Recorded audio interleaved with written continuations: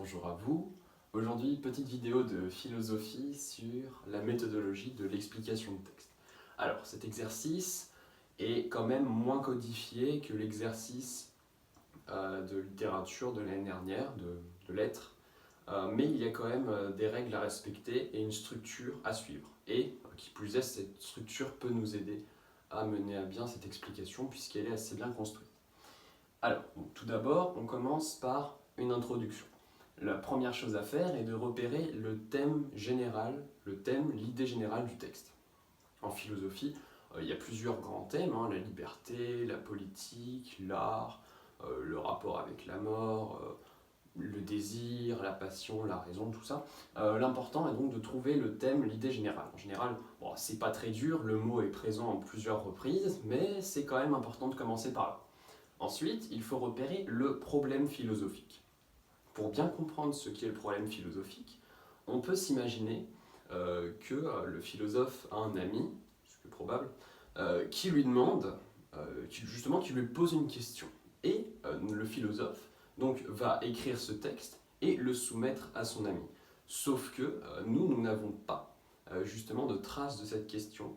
Et en lisant la réponse du philosophe, on va devoir retrouver en quelque sorte cette question. En général, ils sont assez doués et la réponse est quand même bien focalisée sur la question, il n'y a pas trop de mal à la retrouver.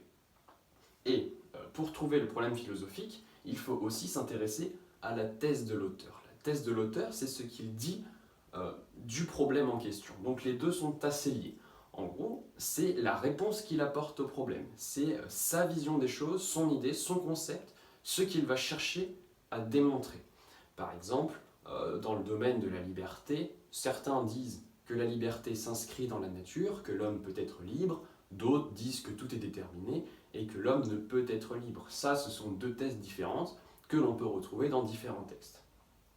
Ensuite, il y a la structure argumentative du texte. La philosophie se base quand même sur l'argumentation. Et les textes, en général, sont assez bien construits et suivent une structure argumentative précise. Pour repérer cette structure, on peut différencier les différents moments du texte. Il y a souvent des auteurs qui consacrent à chaque partie des phrases particulières, un ensemble de phrases, à montrer une idée de leur idée générale. Et donc cette structure argumentative peut varier d'un texte à l'autre. Dans certains textes, on peut avoir l'auteur qui met un contre-argument et qui ensuite nous présente sa thèse. Donc par exemple, il dit certains disent que ta, mais c'est invraisemblable parce que ta. Donc bref, thèse, antithèse. Et donc, repérer la structure argumentative va beaucoup nous aider à construire notre développement. Donc ça nous amène directement à la phase de développement. Donc, comme je viens de le dire, on suit la progression du texte, la progression voulue par l'auteur. Donc, contrairement au français, où à l'époque on faisait un plan thématique, où on classait les différentes idées sans suivre le texte, là, on suit la pensée de l'auteur et on l'explique au fur et à mesure. Plus on en explique, mieux c'est.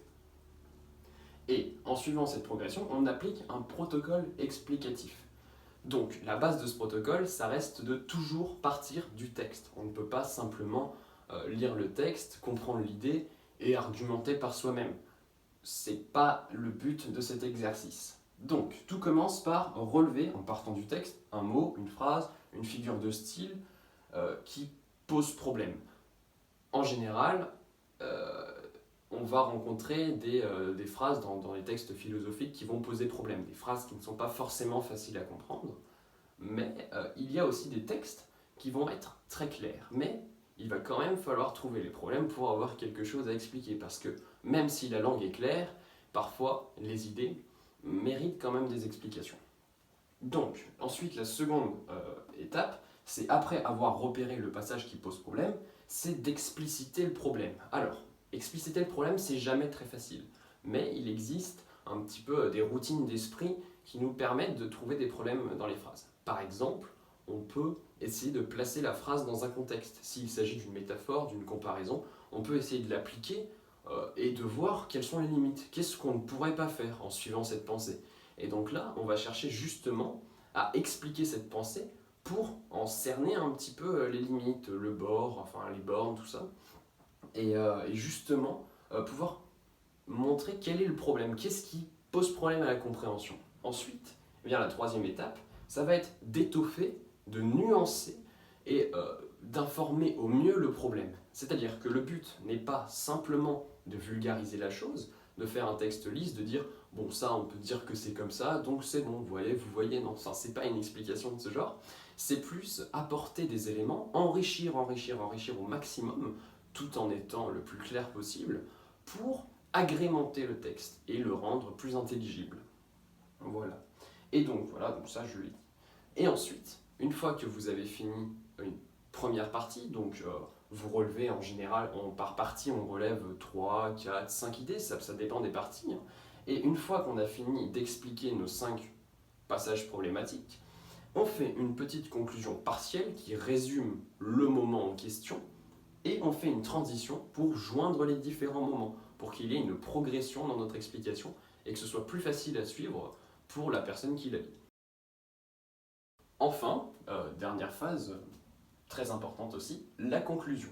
Alors, on débute par rappeler le problème philosophique en jeu dans le texte, pour un petit peu remettre la chose au goût du jour, parce qu'on a quand même expliqué pas mal de choses depuis.